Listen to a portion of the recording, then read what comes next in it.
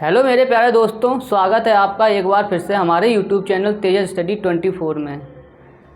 यहाँ हम आप लोगों को टीचिंग से रिलेटिव जो कोई भी एग्ज़ाम है, जैसे कि UP TET, C TET, super TET और रीट, एनबीएस, केबीएस, टीचिंग से रिलेटिव जो कोई भी एग्ज़ाम होता है, जैसा भी एग्ज़ाम होता है, उसकी हम आप लोगों को यहाँ पे विधिवत तैयारी करवाते हैं। तो दोस्तों, जैसे कि हम लोगों को पता है कि अभी हम लोगों ने अपना 75वां स्वतंत्रता दिवस बड़ी धूमधाम से मनाया, जो कि हमारा एक राष्ट्रीय पर्व था।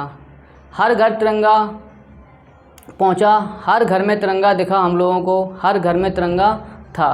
ठीक है दोस्तों, एक नया टॉपिक लेकर, जो कि सीटेट की दृष्टि से बहुत ही महत्वपूर्ण टॉपिक है, आज मैं आप लोगों को पढ़ाऊँगा एनसीएफ 2005, जिससे रिलेटिव 10 या 20 क्वेश्चन आपको सीटेट के किसी भी एग्ज़ाम में ज़रूर देखने को मिलते हैं। तो आइए दोस्तों, चलते हैं अपने टॉपिक की ओर। आज हमारा टॉपिक है राष्ट्रीय पाठचर्या की रूपरेखा, मतलब कि एनसीएफ 2005। जैसा कि राष्ट्रीय पाठ्यचर्या की रूपरेखा एनसीएफ 2005, इंग्लिश में दोस्तों बोलते हैं इसको नेशनल कैरिकुलम फ्रेमवर्क 2005। कभी कभार दोस्तों एक नंबर में पूछ लिया जाता है कैरिकुलम का मतलब क्या होता है। तो कैरिकुलम की हिंदी क्या होती है? पाठचर्या। ठीक है दोस्तों, तो चलते हैं दोस्तों। जैसे कि एनसीएफ 2005 की उत्पत्ति, एनसीएफ 2005 की जो उत्पत्ति हुई वो कैसे हुई और कहाँ से हुई? तो दोस्तों देखो, रविन्द्रनाथ टैगोर जी जो है ना, उनका एक निबंध है सभ्यता और प्रगति। कौन सा निबंध? सभ्यता और प्रगति। तो एनसीएफ 2005 की उत्पत्ति किससे हुई? रविन्द्रनाथ टैगोर के निबंध सभ्यता और प्रगति से। ठीक, जैसे कि फर्स्ट एनसीएफ दोस्तों कब आया था? 1975 में। फर्स्ट एनसीएफ कब आया? 1975 में। सेकंड कब आया? 1988 में। थर्ड कब आया? 2000 में। फोर्थ कब आया? 2005 में दोस्तों। ठीक है, इनसे भी एक क्वेश्चन पूछ लिया जाता है कभी कभी, जैसे कि थर्ड एनसीएफ कब आया था? तो क्या आपको बताना है? ऑप्शन होंगे, तो ऑप्शन में आप देख लो कौन सी सन में आया था। सन 2000 में। कौन सा? Third NCF. जैसे कि बच्चों अब क्या है, एनसीएफ 2005 एक ऐसा दस्तावेज है, एनसीएफ 2005 है ना, जो ऐसा दस्तावेज है जिसमें ऐसे विषयों पर चर्चा की गई है बालकों को क्या और किस प्रकार से पढ़ाया जाना चाहिए। जो एनसीएफ 2005 है वो ऐसा दस्तावेज है दोस्तों, जिसमें ये चर्चा की गई है बच्चों को हमें क्या पढ़ाना है और कैसे पढ़ाना है, जिससे कि बच्चों का सर्वांगीण विकास हो सके। ठीक है दोस्तों, नेक्स्ट हमारा क्या है? एनसीएफ 2005 का अनुवाद। एनसीएफ 2005 है ना जो दोस्तों, उसका अनुवाद संविधान की 8वीं अनुसूची में जितनी भी भाषाएं हैं उन सभी भाषाओं में इसका अनुवाद किया गया है। ठीक है, नेक्स्ट क्या है? एनसीएफ 2005 को प्रोफेसर यशपाल की अध्यक्षता में तैयार किया गया है। एनसीएफ 2005 है ना दोस्तों, जो एनसीएफ 2005 वो किसकी अध्यक्षता में तैयार किया गया है? वो प्रोफेसर यशपाल की अध्यक्षता में तैयार किया गया था। नेक्स्ट है एनसीएफ 2005 के मार्गदर्शी सिद्धांत। एनसीएफ 2005 के कुछ सिद्धांत हैं, मोस्ट इम्पोर्टेंट सिद्धांत एनसीएफ 2005 में कौन से हैं? वो 5 हैं। आइए दोस्तों हम एक एक करके आपको बताते हैं। नंबर 1 क्या है? ज्ञान को स्कूल के बाहरी जीवन से जोड़ना। जो हमारा ज्ञान है ना, उसको हम स्कूल के बाहरी जीवन या सामाजिक वातावरण से जोड़कर ही बच्चे को पढ़ाएं। ठीक है, नेक्स्ट हमारा क्या? पढ़ाई को रटन प्रणाली से मुक्त किया जाए। जो पढ़ाई है ना, उसको रटन प्रणाली से मुक्त किया जाए, मतलब कि पढ़ाई को रटन नहीं बनाया जाए। इससे भी क्वेश्चन काफ़ी पूछे जाते हैं, पढ़ाई मतलब कि कैसी होनी चाहिए, कैसी नहीं होनी चाहिए। तो उसमें ऑप्शन में होगा रटन प्रणाली की नहीं होनी चाहिए। जैसे नेक्स्ट है हमारा, शिक्षा पाठ्य पुस्तक पर केंद्रित ना हो। शिक्षा जो एनसीएफ 2005 में एक चीज़ बोली गई है दोस्तों, क्या? शिक्षा कैसी होनी चाहिए?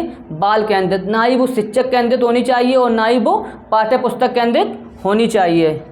नेक्स्ट है कक्षा कक्ष को गतिविधियों से जोड़ा जाए और इसे लचीला बनाया जाए। जो कक्षा कक्ष है ना, उसको कक्षा कक्ष में जो, जैसे कि हम किसी बच्चे को पढ़ा रहे हैं तो उसको किससे? गतिविधि से, बाहरी गतिविधि से जोड़ा जाए और उसको शिक्षा को कैसा बनाया जाए? लचीला बनाया जाए। नेक्स्ट हमारा क्या? राष्ट्रीय महत्व बिंदु को पाठ्यक्रम में शामिल किया जाए। राष्ट्रीय महत्व बिंदु, राष्ट्रीय महत्व बिंदु मतलब कि जैसे कि हमारा अभी स्वतंत्रता दिवस था, स्वतंत्रता दिवस, इसको पाठ्य पुस्तक में शामिल किया जाए। गणतंत्र दिवस आता है, उसको पाठ्य पुस्तक में शामिल किया जाए। हाँ दोस्तों, नेक्स्ट हमारा क्या है, उद्देश्य। एनसीएफ 2005 का जो मेन उद्देश्य है वो हम आप लोगों को बताएंगे क्या है।